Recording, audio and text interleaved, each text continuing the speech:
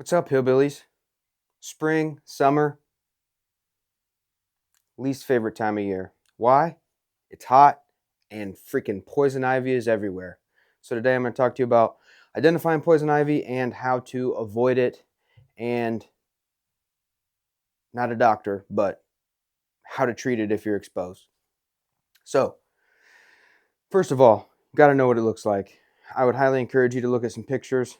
I'll show you some video that I took because where I live out in the woods, it is rampant, rampant.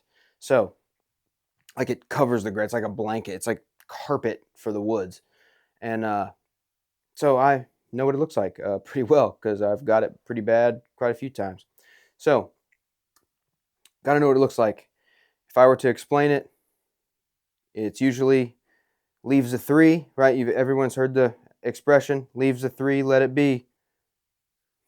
That expression exists for a reason. So, poison ivy will usually looks like a little double mitten. The center leaf will look like a double mitten, and then the side leaves will look like two mittens out on the sides.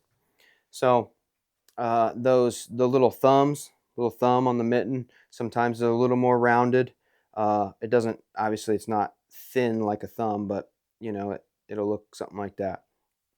So got to know what it looks like when it's first coming up. It'll have a reddish hue to it, maybe almost a maroon.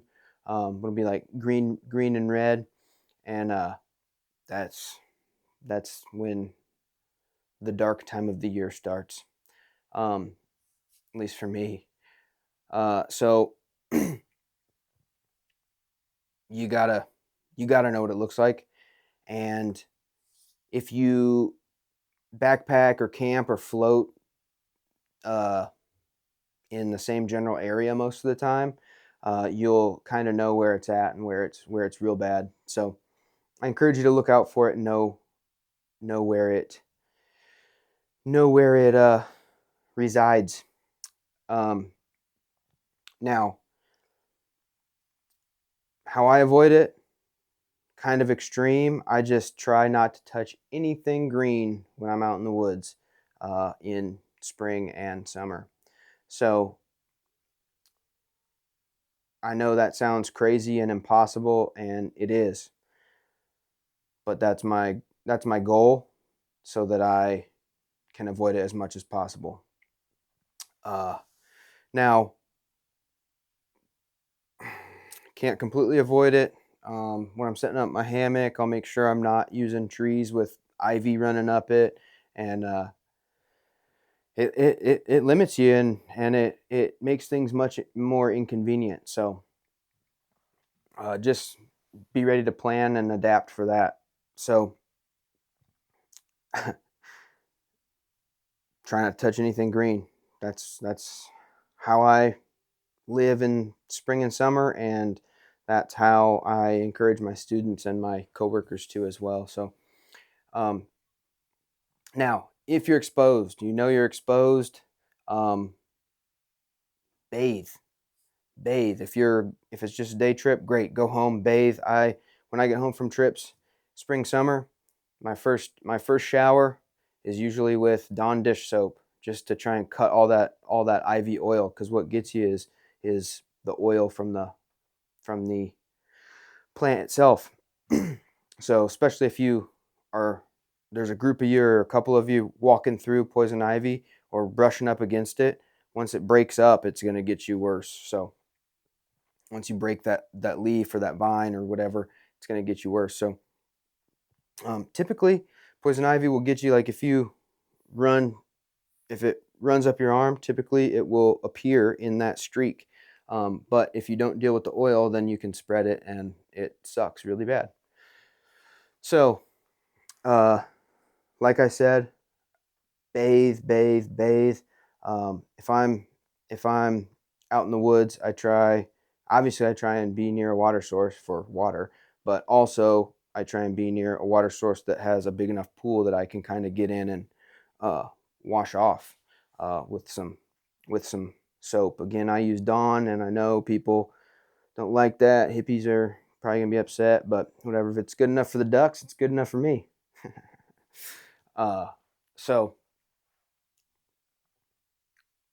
that's how I minimize my risk and exposure. And then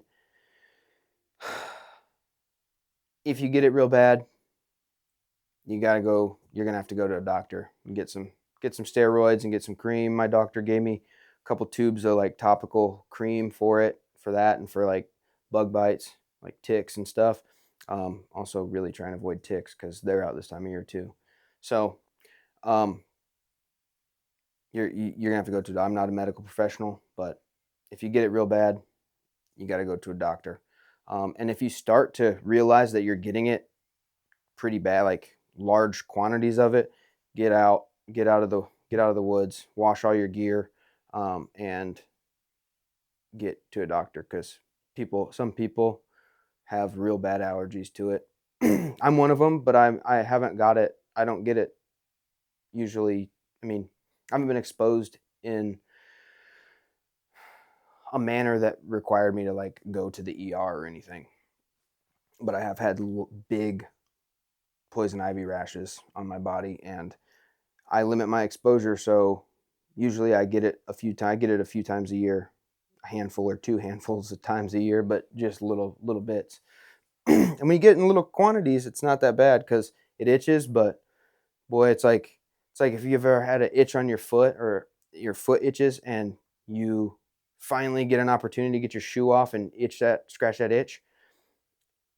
It's euphoric, right? So, hey, a little bit of poison ivy might be a good thing, right? So like scratching that itch constantly, it's glorious.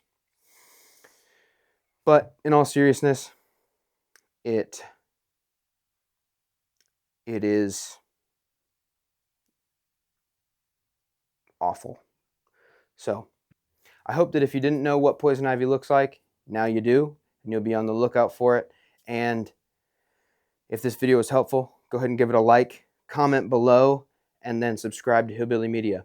This is Jordan Cattell, out.